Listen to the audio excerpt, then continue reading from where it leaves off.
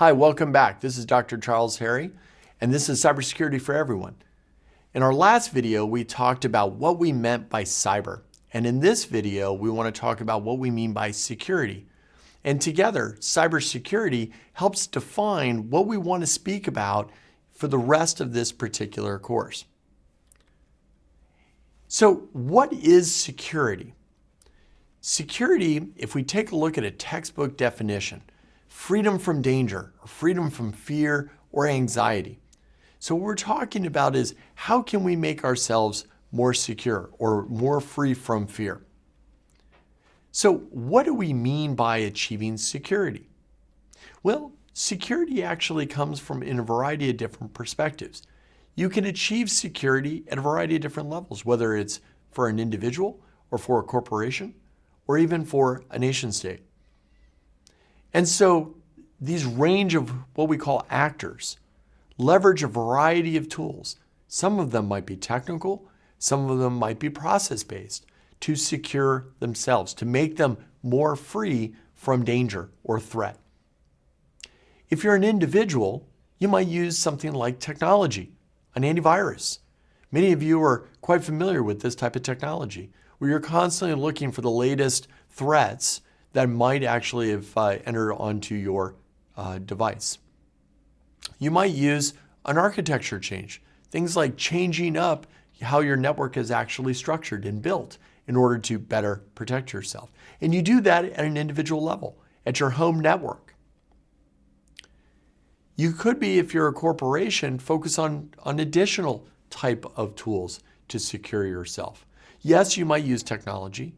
Includes antivirus, but it might also include what we would call an intrusion detection system, a piece of software or an application that's running that tells you if someone has actually penetrated your network.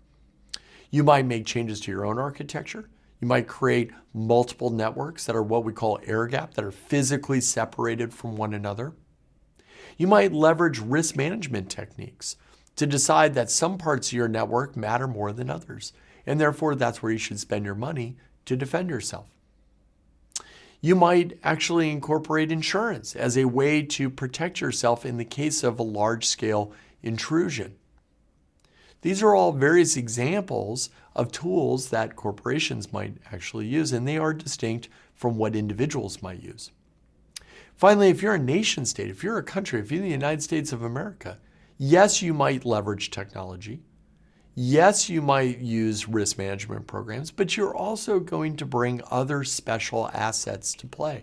Things like your intelligence services, the Central Intelligence Agency, the National Security Agency, and others, FBI, to determine what threats you should respond to. Or potentially to incorporate information about vulnerabilities in networks and how you might actually be able to plug those up. You might use what we call hard power, the ability to use your military to respond to certain threats, to make yourself feel more secure. So security comes in a variety of flavors, and it comes in a range of different actors. So security can be obtained for individuals, security can be obtained for corporations and organizations, but it can also be obtained for countries writ large.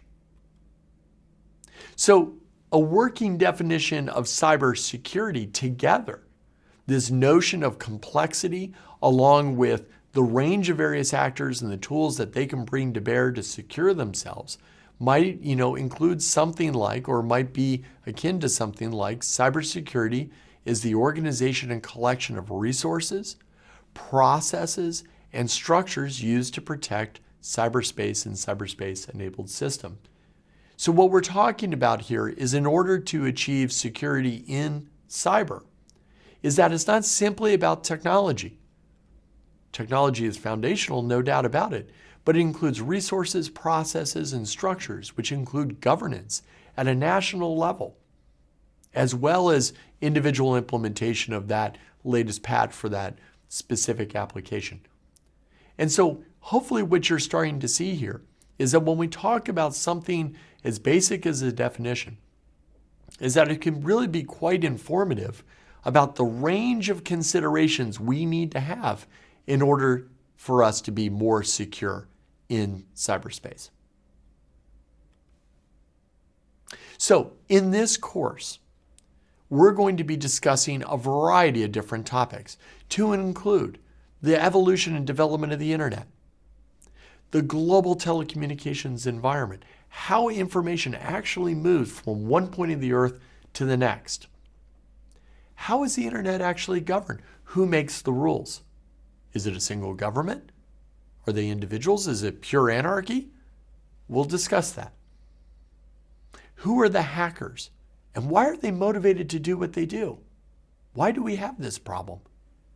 Are all hackers doing this type of activity for the same purpose? Or do they have different motives? We're going to actually talk about what do we mean by hacking. This is one of those terms that people very casually throw out. But it's actually a process.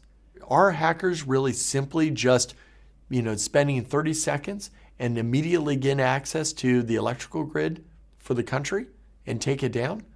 Or is it a much more methodical process that's actually much more difficult to pull off than what Hollywood would tell you?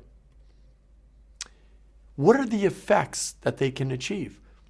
Are all hacks focused on the same end goal? Are they only about stealing information? Or can some hacks result in largely disruptive attacks that we need to account for? What I hope that you've taken away from the first couple of videos of this course is that cyber is much more than simply about the technology. It's much more than just the ones and zeros that we oftentimes hear about in popular media.